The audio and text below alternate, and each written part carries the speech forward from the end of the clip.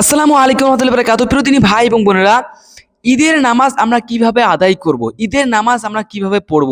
সামনেই তো কোরবানি ঈদ চলে আসছে, এই তো কিছুদিন পর 27 তারিখে আমাদের মধ্যে কি একটা পবিত্র একটি দিন চলে আসতেছে, কোরবানি ঈদ। এই ঈদের দিনে আমরা অনেকে ঈদের নামাজ পড়তে জানি না।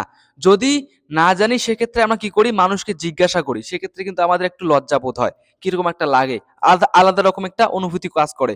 অথবা যারা আমরা মসজিদে যাই, সেক্ষেত্রেও কিন্তু আমরা মসজিদে গিয়ে কেউ পাশে নামাজ পড়তেছে, সেম টু সেম ওরটা ফলো করে ওরকম ভাবে নামাজ পড়া শুরু করি। এইভাবে মানুষের ফলো করার থেকে আপনি এই ভিডিওটি শেষ পর্যন্ত দেখেন এবং এই কোরবানি ঈদের নামাজ A to Z পরিপূর্ণ আপনি একদম ক্লিয়ার জানতে পারবেন। ঈদের নামাজ সম্পর্কে আপনাদের মাঝে কোনো রকম কনফিউশন থাকবে না, সমস্ত রকম ডাউট আজকে ক্লিয়ার হয়ে যাবে। ঈদের নামাজ পরিপূর্ণ আপনি জানতে পারবেন এবং আপনার উচিত এই ভিডিওটি দেখার পরে যারা যারা ঈদের নামাজ না জানে তার কাছে শেয়ার করে দিবেন, অথবা যারা যারা ঈদের নামাজ পড়তে না জানে আপনার কাছে যদি জানতে চায়, আমি যেভাবে বললাম আপনি ওইভাবেই বলবেন। তো চলুন শুরু করা যাক। শুরু করার আগে ছোট্ট একটা অনুরোধ করবো, যারা যারা ভিডিওটি দেখতেছে অবশ্যই ভিডিওটি লাইক দিবে এবং চ্যানেলটি সাবস্ক্রাইব করে দিবে, যাতে করে পরবর্তী এরকম শিক্ষামূলক ভিডিও ছাড়ার সঙ্গে সঙ্গে আপনাদের কাছে নোটিফিকেশন চলে যায়। তো চলুন শুরু করা যাক। আমরা সকলেই জানি ঈদের নামাজ সবার প্রথম আমাদের নিয়ত করতে হয়, প্রতিটা নামাজে যেরকম নিয়ত করতে হয়, কেননা হাদিস শরীফের মধ্যে বলছে ইন্নামাল আমালু বিন্নিয়াত, সমস্ত আমল নিয়তের উপর ডিপেন্ড করে, সমস্ত আমল নিয়তের উপর নির্ভর করে। এই জন্য আমাদের সবার প্রথম নিয়ত করতে হয়। নিয়ত হচ্ছে মনের চাওয়াই হচ্ছে সব থেকে বড় নিয়ত। আপনি যদি ঈদের নামাজে বাংলা নিয়ত না জানেন, ধরেন আপনি আরবি নিয়ত জানেন না, আপনি পড়তে পারেন না, আরবি আপনার জানা নেই, সেক্ষেত্রে আপনি বাংলা নিয়ত পড়তে পারেন। বাংলা নিয়ত কিভাবে করবেন? আমি কেবলামুখী হয়ে 6 তাকবীরের সহিত ঈদুল আজহার নামাজ পড়ার জন্য নিয়ত বাঁধলাম, বাস এভাবে পড়তে পারেন। আমি কেবলামুখী হয়ে 6 তাকবীরের সহিত ঈদুল আজহার নামাজ পড়ার জন্য নিয়ত বাঁধলাম, এটা হচ্ছে কি বাংলা নিয়ত। এবার যদি আপনি আরবিও নিয়ত না করেন, বাংলা নিয়তও না করেন, তারপরে নামাজ হয়ে যাবে। কেননা আপনার দিলে দিলে অটোমেটিকলি আপনার মনে মনে নিয়ত হয়ে গিয়েছে। কিভাবে?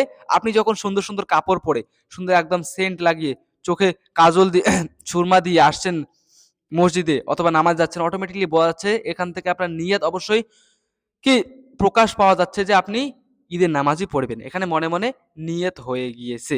এই জন্য সবার প্রথম যদি আপনি, তবে ভালো উত্তম হচ্ছে বাংলা নিয়ত করা। আপনি সেরকম একটা কঠিন না, আপনি বাংলা নিয়তটা করে নেবেন। তারপরে ইমাম সাহেব কি বলবে? তাকবীর বলবে, তাকবীর বলার পরে আপনি নিয়ত বাঁধবেন। নিয়ত বাঁধার পরে আপনি কি সেখানে পড়তে পারেন, মা বোনেরা তোমরাও নিয়ত বাঁধার পরে সবার প্রথম সানা পড়বে, যেরকম প্রতিটা নামাজে তোমরা সানা পড়ো। প্রতিটা নামাজে আমরা সানা পড়ি, ফরজ নামাজগুলোতে, সেখানেও ঈদের নামাজেও সানা পড়তে হবে।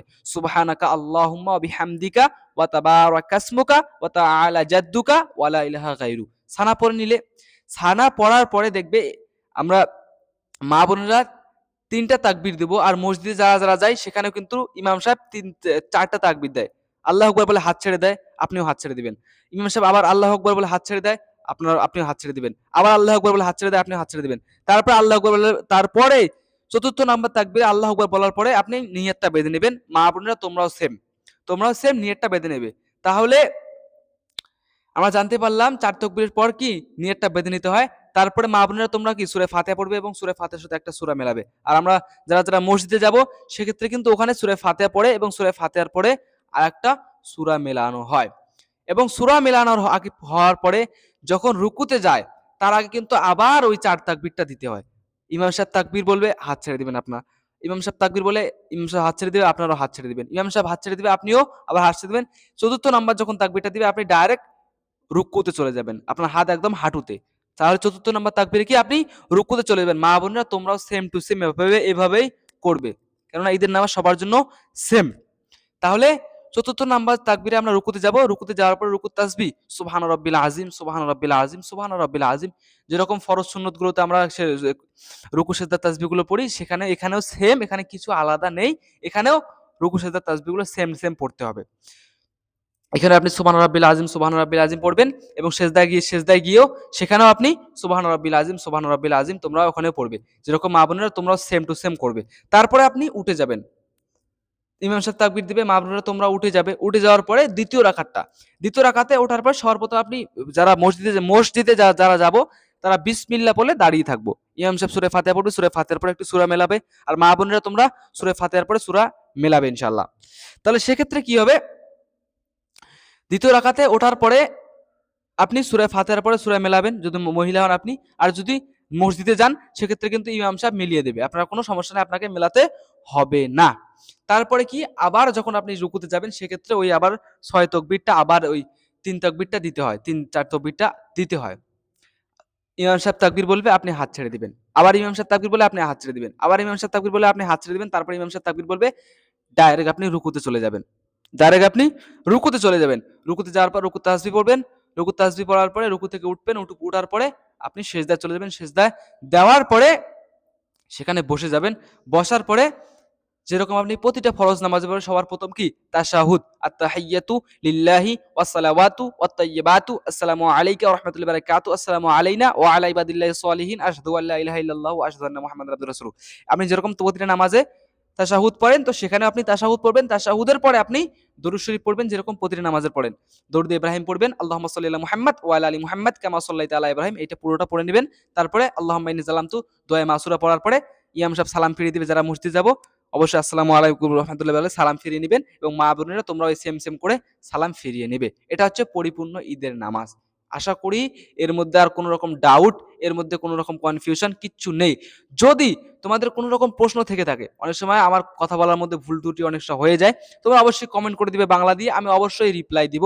এবং আপনার এই কোরবানি নিয়ে অথবা ঈদ নিয়ে এসব যত রকম আপনার মাসলা মাসাকিল নিয়ে যদি কোনো সমস্যা থেকে থাকে আপনি কমেন্টে জানাবেন, লিখবেন, আমি অবশ্যই উত্তর দেওয়ার চেষ্টা করব। আর আমি দুটো বিশেষ টপিক কথা বলি, ঈদের নামাজে আমরা যেন এই ভুলগুলো না করি। ঈদের নামাজের দিন খুব পবিত্র একটি দিন, সেই দিনে আল্লাহ অনেক খুশিতে থাকেন এবং প্রতিটা বান্দাকে খুশিতেই দেখতে চান। তাই আমরা এই ভুলগুলো কখনোই করব না। এক নাম্বার যে ভুলটি বলবো, আমরা একটা বেয়াদবি করি। অনেকে আছে, কেউ সবাই করি না, কারণ ঈদের নামাজে সবাই এই ভুলগুলো করে না, কিছু কিছু লোক এই ভুলটা করে। দেখো, ঈদের নামাজে হাদিস শরীফের মধ্যে বলা আছে, তোমার যত কাপড় রাখা আছে, ধরেন আপনার 25 থেকে 30টা কাপড়, সেক্ষেত্রে আপনার সব থেকে যেটা উত্তম কাপড়, আপনার মনে হবে যে এই এই কাপড়টা আমার সব থেকে উত্তম, এই কাপড়টা দামি, এই কাপড়টা ব্র্যান্ডেড, এবং এই কাপড়টা অনেক সুন্দর, এবং এই কাপড়টা পরিষ্কার পরিচ্ছন্ন, এবং এই পবিত্রা পাক পবিত্র এই কাপড়টা, ওই কাপড়টা আপনি পরে ঈদের নামাজে আসবেন। যে কাপড়গুলো সব আপনার আপনার যতগুলো কাপড় রাখা আছে সেগুলোর মধ্যে সব থেকে উত্তম যে কাপড়টা, আপনি ওটা পরে ঈদের নামাজে আসবেন। অনেক সময় আমরা কি করি, নোংরা কাপড় পরে ঈদের নামাজে চলে আসি, অথবা এই ঈদের নামাজ দু রাকাত নামাজ, যাবো আর আসবো, অত সেজে গুজে কি হবে, যাবো ফট করে গিয়ে এই নামাজ পড়ে ছেড়ে দিলে তো হয়ে গেল। এই ক্ষেত্রে আমরা কি এখানে এই ভুলটা করি, এটা করবেন না। কেননা আল্লাহ রাসূল সাল্লাল্লাহু আলাইহি ওয়াসাল্লাম হাদিসের মধ্যে ঈদ সলাতুল ঈদ, ঈদের নামাজ সম্পর্কে অনেক বর্ণনা দিয়েছে। এই সলাতুল ঈদ আমরা হাদিস শরীফের মধ্যে পড়েছি, অনেক কিছু বলেছে, নখ কাটতে হবে, চুল কাটতে হবে, তারপরে সেন পড়তে হবে, সুরমা লাগাতে হবে, এগুলো অনেক সুন্নতের মধ্যে পড়ে। তারপরে মেন একটা হচ্ছে লাজিমি সুন্নত, একটা গায়র লাজিমি। তো যেটা জরুরি সুন্নত সেটাই বললাম। সবার প্রথম আপনাকে কি, পোশাকটা আপনার জন্য ভালো হয়, আপনার পোশাকের মধ্যে সবথেকে যে উত্তম পোশাক, সেই পোশাকটা পরার চেষ্টা করবে। এই ভুলটা যেন কখনোই হয় না, প্রথম ভুল একটা ঈদের নামাজে।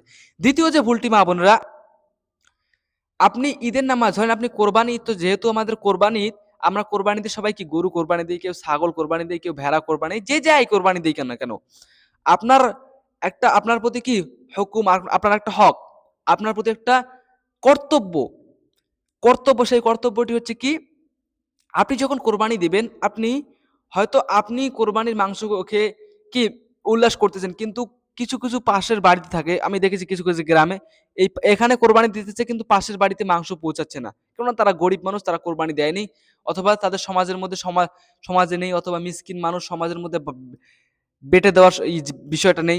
আমরা কি করি না, সমাজের মধ্যে বেটে দিই না, তো এই যেমন প্লাস্টিকের মধ্যে বেঁধে বেঁধে সেগুলোকে মানুষের বাড়ি বাড়ি পৌঁছে দেয় না, তো কোথাও কোথাও এই সিস্টেমগুলো নেই, সেক্ষেত্রে কিছু কিছু বাড়িতে মাংস পৌঁছায় না। আপনার হক, আপনার প্রতি হক, আপনার হুকুম, আপনার কর্তব্য হচ্ছে, আপনি যদি কোরবানি দেন, আপনি সবার আগে তালাশ করবেন যে আপনার পাশাপাশি কেউ কারো বাড়িতে মাংস পৌঁছেছে কি না, যদি না পৌঁছায় ওই বাড়িতে মাংস পৌঁছে দেওয়া। কেননা আপনি হয়তো আনন্দ করতেছেন, ওই বাড়িতে কোনো আনন্দ নেই, ওই বাড়িতে এখনো পর্যন্ত কোনো আনন্দ নেই। এখানে গরু কাটা অথবা যে কোনো আপনি গরু ছাগল কাটার নাম কিন্তু কোরবানি না। এটা এই জন্য যাতে গরিব মিসকিনদের বাড়িতে মাংস পৌঁছে দিতে পারেন এবং ওই দিনটা আনন্দ ফুর্তি করতে পারেন। এই দিনটার মধ্যে রোজা রাখাও হারাম, এই রোজা থাকবেন না, এই দিনটা ফুর্তি করতে বলেছে আল্লাহ। এই জন্য আপনি আনন্দে আছেন, পাশের বাড়ির লোককেও আনন্দে রাখবেন, আপনি ওর বাড়িতে মাংস পৌঁছে দিবেন। আমরা কি করি, একটা গরু কাটার পরে 3 ভাগ করি, 3 ভাগ করার পরে কি এক ভাগ সমাজে দিয়ে দেয়, 2 ভাগ আমরা নিজেরাই নিয়ে নিই। এখানে কিন্তু সমাজ অর্থাৎ গরিব মিসকিন, যেহেতু আমাদের সমাজে এখন গরিব মিসকিন কম, সেই জন্য এই সিস্টেমটা করা হয়েছে, যেটা কি সমাজের মধ্যে বেটে বেটে দেওয়া, এটা এই সিস্টেমটা করা হয়েছে। কিন্তু আসল হক কিন্তু ওই সমাজের ভাগটা না, সমাজের লোক না, গরিব মিসকিন। আসল হক কিন্তু গরিব মিসকিন। 3টা ভাগ করা হয়, একটা হচ্ছে কি গরিব মিসকিনদের জন্য, আর একটা হচ্ছে কি আত্মীয় স্বজনের জন্য, আর একটা হচ্ছে কি নিজেদের জন্য। তারপরে আপনি 7 ভাগ করেন, যা করেন আপনার ওগুলো পরের বিষয়। মেন হচ্ছে সমাজের যে ভাগটি দেওয়া হয় সেটা কিন্তু গরিব মিসকিনদের জন্যই হয়। আর আমরা গরিব মিসকিন যেহেতু সমাজে নেই, যার কারণে আমরা কি করি, সমাজের মধ্যে বেটে দেই। যদি সমাজের মধ্যে বেটে দিয়েও যদি গরিব মিসকিনদের বাসায় না পৌঁছলো, তাহলে এটা কিরকম কোরবানি হয়ে গেল। এই জন্য ধ্যান রাখতে হবে কোনো গরিব মিসকিন যেন বাদ না যায়। আজকে এ পর্যন্ত, আশা করি তোমাদের ঈদের নামাজ এবং 2টি ভুল যেন না হয়, এবং ঈদের নামাজ আমি যেভাবে বললাম এইভাবে করবে ইনশাল্লাহ। তো এইভাবেই করবে। তার শেষের দিকে আপনার কাছে একটা অনুরোধ করবো, যারা যারা ভিডিও দেখতেছে অবশ্যই ভিডিওটি লাইক দিবে এবং চ্যানেলটি সাবস্ক্রাইব করে দেবে। আসসালামু আলাইকুম।